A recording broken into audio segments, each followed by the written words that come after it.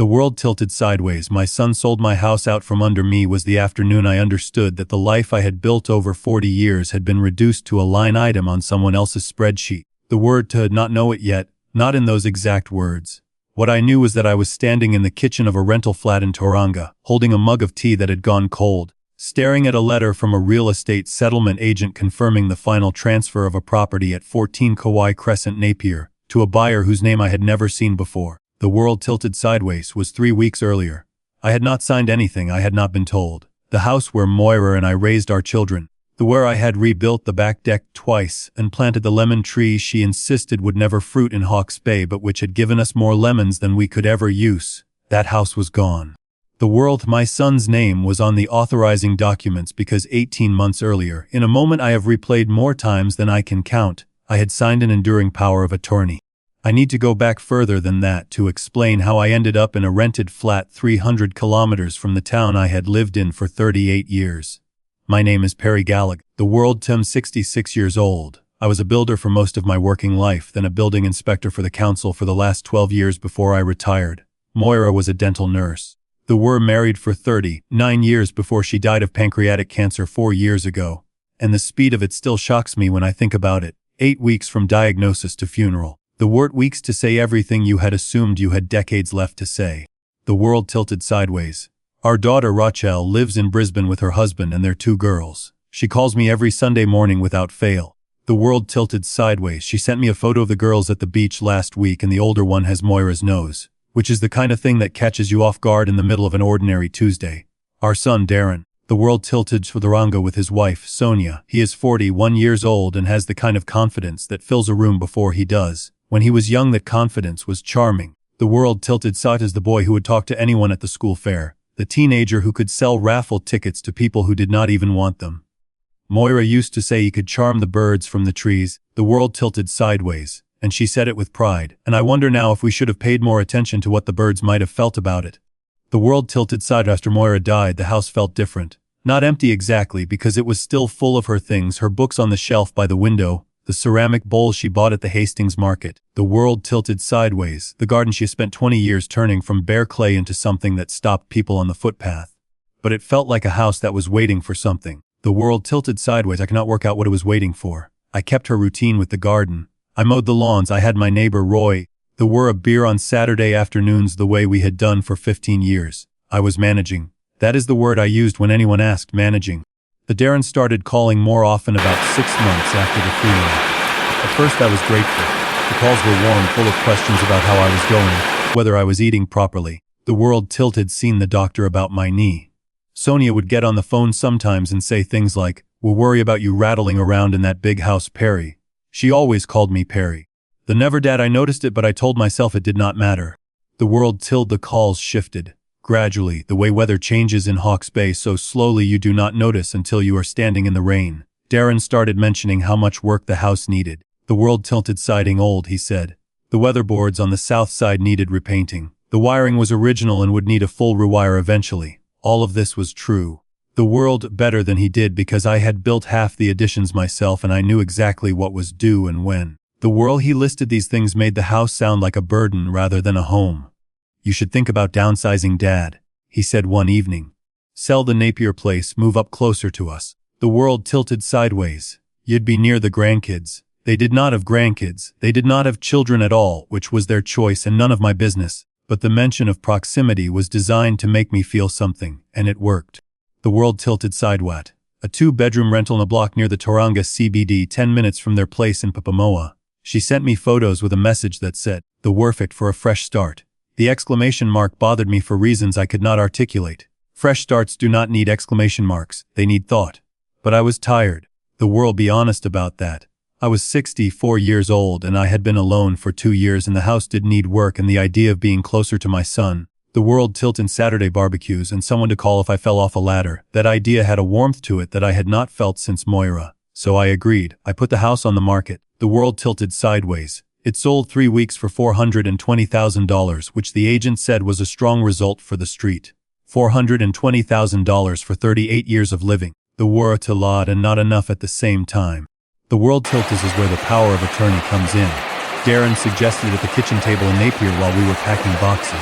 He was wrapping Moira's ceramic bowl in newspaper and he said it casually. The worry you might suggest a particular restaurant. You should set up an enduring power of attorney, Dad. Just in case something happens. If you had a fall or a stroke or whatever. Someone needs to be able to handle things for you. It's just sensible. The world tilted sideways. I looked at him. He was holding the bowl carefully, the one Moira had found at the market, and something about the way he held it made me trust the moment more than I should have. Would it be? I asked. Me, he said. Obviously I'm right here. Rochelle's in Australia. She can't manage things from over there. It made sense. That is what I told myself. It made sense. The world tilted sideways out of the documents at a lawyer's office the following week. The lawyer, a young woman who looked like she had graduated the previous year, explained what I was signing. I understood it. An enduring power of attorney for property meant that Darren could make financial decisions on my behalf if I lost capacity. If I became unable to manage my own affairs. The key word was I was not losing capacity. I was selling a house and moving cities. I was making the most significant financial decision of my life, and I was doing it with clear eyes and a steady hand.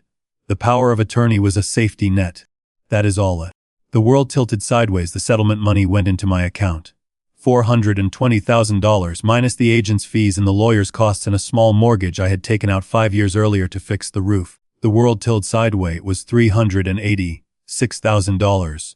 I know the exact figure because I wrote it on a piece of paper and put it in the drawer beside my bed in the Tauranga flat, the way Moira used to keep track of things. She was the record keeper in our family. She kept receipts in a shoebox and balanced the checkbook every month even after everything went electronic. The world tilted sideways. I inherited that habit from her the way you inherit a gesture or a phrase, not because you decided to but because love leaves things behind. The world tilts. The first withdrawal was 3 months after I moved.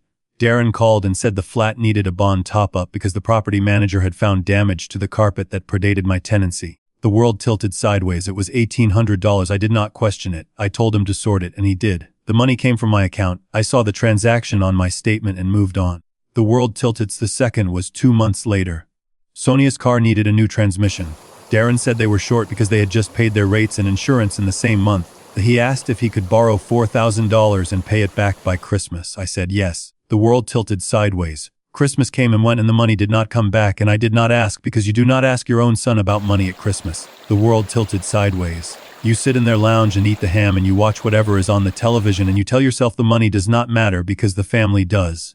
The third, fourth, fifth, sixth, and seventh withdrawals happened over the next 12 months. A kitchen renovation that Sonia had been planning. The holiday to Fiji that Darren said was their anniversary trip. A deposit on a new car because the transmission fix had not held.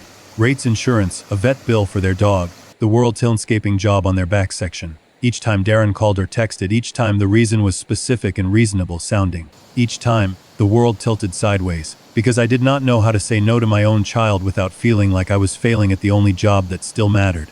Though added it up on a Tuesday morning in September, sitting at the small table in my flat with a cup of tea and a calculator. $147,000. Gone in 15 months. The world tilted sideways, nearly 40% of everything I had. I stared at the number the way you stare at a crack in a wall that you have been walking past every day without seeing. It had been there the whole time. I just had not looked. The world tilted. Darren that evening. I need to talk to you about the money, I said. There was a pause. Then Sonia's voice in the background, sharp and quick, though I could not make out the words. The what about it? Darren said. $147,000, I said. That's what's gone from my account since I moved up here. Another pause.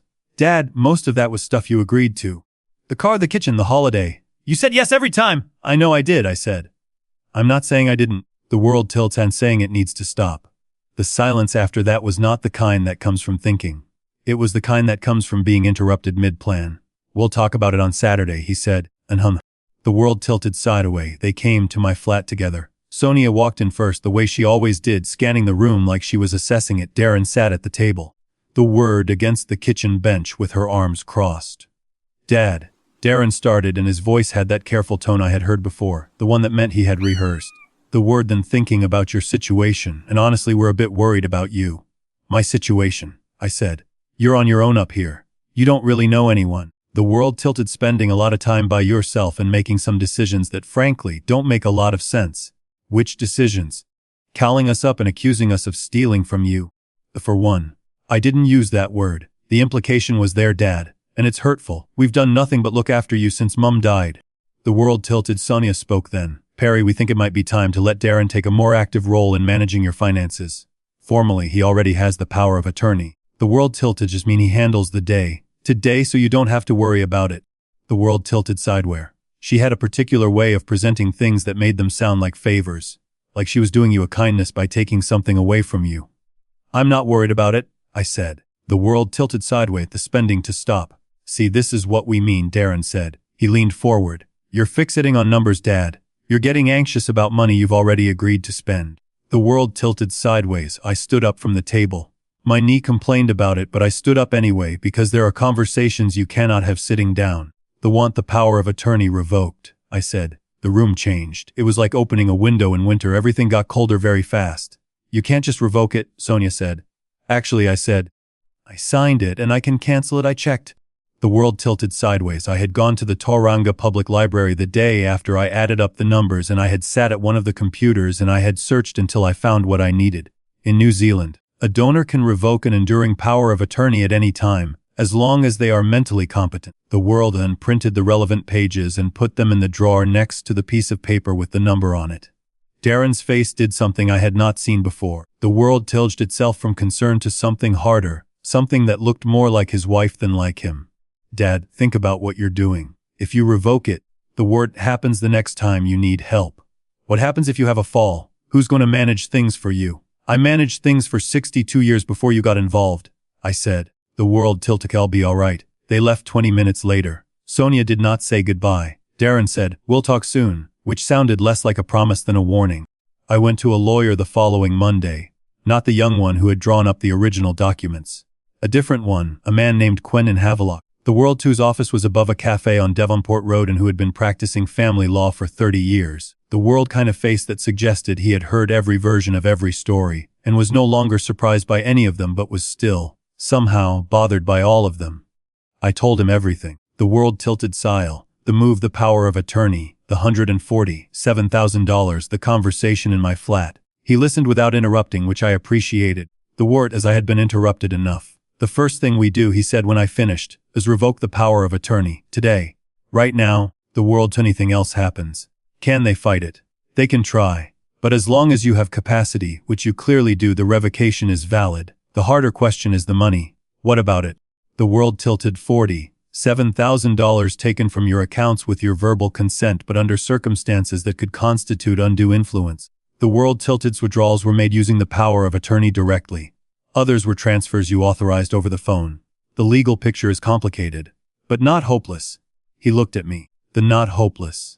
Not simple either. Your son is going to argue that every dollar was a gift that you agreed freely. That this is a family matter, not a legal one. And what do we argue? That a 66-year-old man who sold his home and moved 300 kilometers from everyone he knew at his son's urging. The world tilted sideways and then watched $147,000 leave his account in 15 months while his son held power of attorney over his affairs, was not in a position of free and informed consent. That there was a pattern of financial pressure applied gradually, within a relationship of trust and dependence, and that it constitutes a form of elder abuse. He said those last two words carefully, the way a doctor says a diagnosis, not to frighten you but to make sure you hear it. The world turned revocation that afternoon. Quentin filed it with the court and sent certified copies to Darren and to the bank. They walked out of his office into the Tauranga afternoon sun and stood on the footpath for a moment, feeling the particular lightness of a thing undone. Not relief exactly. The world tilted feeling when you take off a pack you have been carrying so long you forgot it was there. 3 days later, Darren called. His voice was different. The rehearsed warmth was gone. The remained was flat and businesslike. The voice of a man reading from a script someone else had written. Dad, Sonia and I have spoken to a lawyer. We think you're making a mistake. The world to apply to the family court to have the revocation overturned on the grounds that you don't have the capacity to make this decision. I built houses for 40 years. I said. The war inspected them for another 12. I can read a document. The worst isn't about reading documents, Dad, it's about judgment. You've been isolated since Mum died. You moved away from your support network. You're making erratic financial decisions. The world tilted sideways. The signs of what? Cognitive decline. Early stage. We've spoken to someone who says it's consistent with what we've been observing. Who have you spoken to? A psychologist. A specialist in age-related conditions. Have they met me? He paused. The world tilted sideways. They've reviewed the information we provided. Which you provided. Psychologist who has never met me has diagnosed me based on information from the people I've just accused of taking my money. The world tilted. You're telling me. He did not answer that. We're doing this because we care about you, he said instead. The world tilted sideways. And I thought about how strange it is that the people who are hurting you the most are always the ones who insist they are doing it out of love. The world tilted you in court, I said. I had never said that sentence before in my life. It felt unreal, like a line from a film, but I meant it. The next 6 weeks were the busiest of my retirement. Quentin worked quickly. He arranged an independent cognitive assessment with a neuropsychologist in Hamilton, a woman named Dr. Elaine Cohere. The world tilted for hours with me in a quiet office with ferns on the windowsill and a view of the Waikato River. She asked me about my life, my work, my daily routine. She gave me memory tests. The world tilting tests, a clock drawing test that made me feel vaguely ridiculous but which I completed without difficulty. She asked me to explain in my own words what a power of attorney was, the word I had signed, why I had revoked it, and what I understood the consequences to be. I told her. She wrote things down. At the end she sat back and said, "Mr. Gallagher, there is no indication of cognitive impairment. Your memory, reasoning, and decision-making capacity are entirely intact. Will you write that in a report?" "I already have," she said. "I started drafting it an hour ago." The world tilted sideways of Tauranga with the windows down and the late afternoon light coming across the Kamai Range, and I thought about Moira, the way I always did on long drives. Then I wondered what she would say about all of this. She would be furious, I decided, not at Darren specifically, because she loved him with the particular fierceness that mothers have. The world tilted sideways at the situation, at the waste of it, at the way money had turned something that should have been simple into something that required lawyers and psychologists and a court date. The warden also asked me to gather evidence of my daily functioning. He wanted statements from people who knew me, people who could speak to who I was right now, not who I had been 10 years ago. The world tilted sideways. I thought about that. I had been in Tauranga for 18 months and I had not built the kind of life that comes with witnesses. That was by design, Darren's design, though I had not seen it at the time. The moving me away from Napier, away from Roy next door, away from the blokes at the RSA, away from the woman at the library who knew my name, that was not about fresh starts. It was about isolation. The world making sure that when the time came, there would be no one to say, "Actually, he seems fine to me." But I had not been entirely alone. There was Kauhu, the man who ran the fish and chip shop at the end of my street. The warden every Friday evening, and we talked about fishing and the weather and whatever was in the news. He knew my order by heart. There was Margaret, the volunteer at the Citizens Advice Bureau who had helped me understand my rights before I went to Quentin. She had spent 45 minutes with me and at the end she had shaken my hand and said, "The whirl you for asking questions." There was my GP, Dr. Prasad, who I saw every 3 months and who had never once raised concerns about my cognition. There was Rochelle, my daughter in Brisbane. The world tilted sideways, who spoke to me every Sunday morning and who, when I told her what was happening, went very quiet for a long time and then said, "I'm coming over." The world tilted sideways. She flew in on a Thursday. I picked her up from Tauranga Airport and she hugged me in the arrivals hall for longer than she usually did, which told me everything I needed to know about how she felt. The world tilted sideways in my flat, sleeping on the fold-out couch, and for 4 days we prepared. She helped me organize the bank statements, the transfer records, the text messages from Darren asking for money. The world tilted sideways, asking, never offering. She printed the timeline Quentin had requested, a document that laid out every withdrawal alongside the dates and the reasons given, and when she finished printing it, she sat at my table and stared at it and said, "Dad, how did you let this happen?" I did not have a good answer for that. The world tilted's answer was that I loved my son and I was lonely, and those two things together make you stupid in ways that no cognitive test will ever measure. The world tilted sideways was on a Wednesday morning at the Tauranga District Court. I wore a collared shirt and my good jacket, the one Moira had bought me for Rachel's wedding. And when I caught my reflection in the courthouse glass, I looked like a man who was trying, which I suppose I was. Quentin met me outside. "They've filed a supporting affidavit from the psychologist," he said. "The one who never met you, it's thin. The judge will see through it. And if she doesn't, she will." We went in. The courtroom was smaller than I expected, more like a meeting room with a raised bench. The world tilted sideways. The judge was a woman in her 50s with reading glasses and an expression that suggested she had very little patience for people who wasted her time. The Word and Sonia were already seated on the other side. Darren was wearing a suit I had not seen before.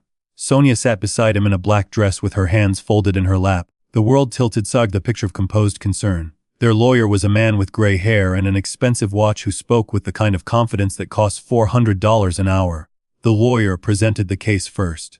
He described me as a recently bereaved man who had become increasingly erratic and suspicious, who had made a significant financial decision. The world tilted sideways, selling the family home, and then struggled to manage the proceeds. He said my son had stepped in out of concern and that the revocation of the power of attorney was itself evidence of impaired judgment. The world, as a rational person, would not remove the very safeguard designed to protect them. The world tilted testified. She described me as confused, forgetful, prone to repeating myself. She said I had become hostile and paranoid since the move. The world accused them of things that had no basis in reality, that she feared for my well-being. She said all of this without looking at me, which I thought was telling. You do not avoid the eyes of someone you are trying to help. You avoid the eyes of someone you are lying about. The world had testified. He called me dad, which he had not done on the phone for months. He said he loved me. He said he was worried. The world tilted sideways. He said the financial decisions I had been making were not consistent with the father he knew, that something had changed, that he just wanted to make sure I was safe. He said it with enough emotion that I almost believed him. The world tilted sideways, and I understood in that moment that my son was not a bad person, but that he had married someone who had taught him to want things that were not his, and that wanting had replaced something else, something that used to be better. The world tilted sideways. He was calm in the way that good lawyers are calm, not because they do not feel the urgency, but because they know that urgency is best delivered slowly. Your Honor, he said. The Werger is a 66-year-old retired building inspector who managed complex regulatory decisions for 12 years. He owned his home outright. He has no history of mental illness. The diagnosis of cognitive impairment, and no medical professional who has actually examined him has raised any concern about his capacity. He submitted Dr. Coher's report. The world tilted sideways it while the room waited. Dr. Coher had written, and Quentin read aloud, that I had demonstrated strong performance across all cognitive domains, that my memory, executive function, the verbal reasoning, and practical judgment were all within normal or above normal range for my age, and that there was no clinical basis for questioning my decision-making capacity. The Dr. Prasad, my GP, had submitted a letter confirming that in 3 years of regular appointments, the world observed no signs of cognitive decline and that my physical and mental health were stable and well managed. The woman from Citizens Advice, Margaret, had provided a written statement describing our interaction. She said I had been articulate, focused, and had asked specific, well-informed questions about my legal rights. The world tilted said I had taken notes and asked for clarification where needed, which she described as a sign of thoroughness, not confusion. The world from the fish and chip shop had signed a brief affidavit that Quentin's assistant had helped him write. It said that I had been a regular customer for 18 months, that we spoke every Friday. The world tills always coherent, friendly, and consistent, and that he had never observed anything that made him concerned about my mental state. It was not the most dramatic piece of evidence. The world tilted something about it that mattered. It was ordinary, it was real. It was a man who fried fish for a living saying, that this bloke seems fine to me, and sometimes that is more convincing than any specialist's report. The world till testified. She was composed, more composed than I expected. She described our weekly phone calls, the topics we discussed. The world tilted sideways. The advice I had given her about her daughter's schooling and her husband's job situation. She said I was the person she turned to when she needed clear thinking. She said I was the same man he had always been, only sadder, and that sadness was not the same as incapacity. Then Quentin laid out the financial evidence. Every transfer, every text message, every phone call where Darren had asked and I had said yes, $147,000 in 15 months. He showed the timeline. The world tilted. The withdrawals increased in frequency and size after the power of attorney was activated. The world till several transfers had been made directly by Darren using the power of attorney without my prior knowledge or specific consent. Your Honor, he said, what is being presented to this court as concern for a father's well-being is, in fact, a response to a father's decision to stop funding his son's lifestyle. The world behavior described in the applicant's petition, the suspicion, the withdrawal, the so-called erratic decision-making, corresponds precisely with Mr. The world tilter's discovery that $147,000 had left his accounts. This is not a man losing his mind. The world tilted sauce is a man finding his voice. The judge looked at the documents for a long time. She removed her glasses and set them on the bench. She looked at Darren's side of the room and then at mine. I have reviewed the medical evidence, the financial records, and the testimony provided by both parties, she said. If the application to overturn the revocation of the enduring power of attorney is declined, there is no credible evidence of incapacity. Dr. Coher's assessment is thorough and unequivocal. The GP's records support it. The lay witnesses support it. She paused. What concerns me is the pattern revealed by the financial evidence. The world tilted $47,000 withdrawn from a retired man's accounts over 15 months in escalating amounts, by a family member who held a position of legal authority over those accounts. The world referring this matter to the relevant authorities for further investigation under the Protection of Personal and Property Rights Act. The word she looked directly at Darren. Mr. Gallagher, the role of an attorney under a power of attorney is fiduciary. It carries obligations of good faith, transparency, and accountability. The world's been presented here raises serious questions about whether those obligations were met. Darren did not move. Sonia's hand, which had been resting on his arm, withdrew. The lawyer leaned over and whispered something. The judge made her final notes and the hearing ended. Outside the courthouse, Quentin shook my hand. Go home, he said. Get some rest. We'll deal with the financial recovery separately. How much can we get back? We'll see. But we have a strong position. The Rochelle was waiting by the car. She had been crying, which she had not done inside. The world tilted sideways, then I understood that she had held it together for the courtroom and was now letting herself feel what she had been carrying. I put my arm around her, and she leaned into me the way she used to when she was small, and for a moment I felt like a father again. Not a case file, not a respondent, not a problem to be managed. The world, just a father standing in a car park with his daughter. I'm sorry I wasn't here sooner, she said. You're here now, I said. That's what matters. I was almost at the car when I heard Darren's voice behind me. I turned. He was alone. Sonia was at the far end of the car park, already on her phone, walking away. The world tilted sideways. He stood a few meters from me with his hands at his sides and his suit jacket unbuttoned, and he looked for the first time in a long time like the boy I remembered. The world tilted sideways. Not the man who had been reading from someone else's script for the past 2 years, but the boy who used to help me in the workshop on Saturday mornings and who once, when he was about 9, the world tilted sideways, so crooked that no self-respecting sparrow would have gone near it, but which I mounted on the fence post anyway because he had built it, and that was enough. I know what happened, he said. His voice was quiet. I know what happened. I just don't know how. I looked at him. You let someone else decide what our relationship was worth, I said, and you let her put a price on it. He flinched. Not at the words, but at the truth behind them, which was worse. She said we were helping you, he said.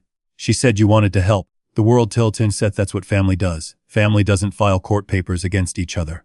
I said. He looked at the ground. No, he said. No, they don't.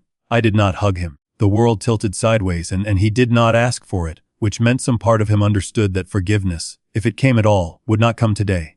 Give me time, I said. The world tilted sideways and it was the truest thing I could offer. He nodded once and turned and walked toward the car park where his wife was still on her phone, not looking at him. Though I watched him walk and I felt the full weight of what a parent carries. Not anger exactly, not grief. The world tilted sideways. Something more like a bruise that goes deep enough to reach the bone but which will heal if you leave it alone long enough. That was 5 months ago. The moved back to Napier in the autumn. Not to the old house on Kauai Crescent, which belongs to someone else now, but to a smaller place on the hill above the port. The world tilted weatherboard with a view of the bay and a section big enough for a garden. I bought it with what was left of my savings and it is mine, entirely mine, in my name only. The world one else's signature anywhere near it. Roy came over the day I moved in with a 6-pack and a bag of feijoas from his tree. He stood in the kitchen and looked out the window at the bay and said, "The world tilted is not bad, mate," and that was enough. We sat on the back step and drank our beers and watched the container ships move slowly across the harbor the way we used to watch them from my old place. Then nothing had changed except everything. The world tilted sideways started a vegetable garden in the back corner where the soil catches the morning sun. Tomatoes, silver beet, spring onions, courgettes. Moira would have had opinions about the layout. She always did. The world tilted sideways. She would have said the tomatoes were too close together and the silver beet would bolt if I did not pick it early enough. And she would have been right about both things. The word have ignored her advice and then followed it a week later and pretended it was my idea. I miss that. I miss having someone who knew me well enough to be right about the small things. The world Chow calls every Sunday. We talk for an hour sometimes. She tells me about the girls, about her work, about the weather in Brisbane, which is always either too hot or about to storm. The word she does not mention Darren unless I ask, and I do not ask often. I know they are in contact. I know Sonia left in February, moved back to her family in Christchurch. I know the bakery. The one that was never a bakery but rather a cafe that Darren and Sonia had been planning to open with money that was not theirs never materialized. The world Darren is working for a building company in the Mount now, which is the first honest employment he has had in 4 years. I know these things the way you know weather in another town distantly, through reports without standing in it yourself. The world tilted side-eyed me last month. The first time in 4 months, his voice was different again, stripped of the confidence and the scripts. The world tilted sideways, the raw sound of a man who has run out of other people's words and is trying to find his own. He said he was sorry. He said he knew it was not enough. The world tilted sideways. He said he had been to see a counselor and that he was starting to understand some things about himself that he had not wanted to look at. I listened. I did not interrupt. When he finished, I said, "Thank you for telling me that."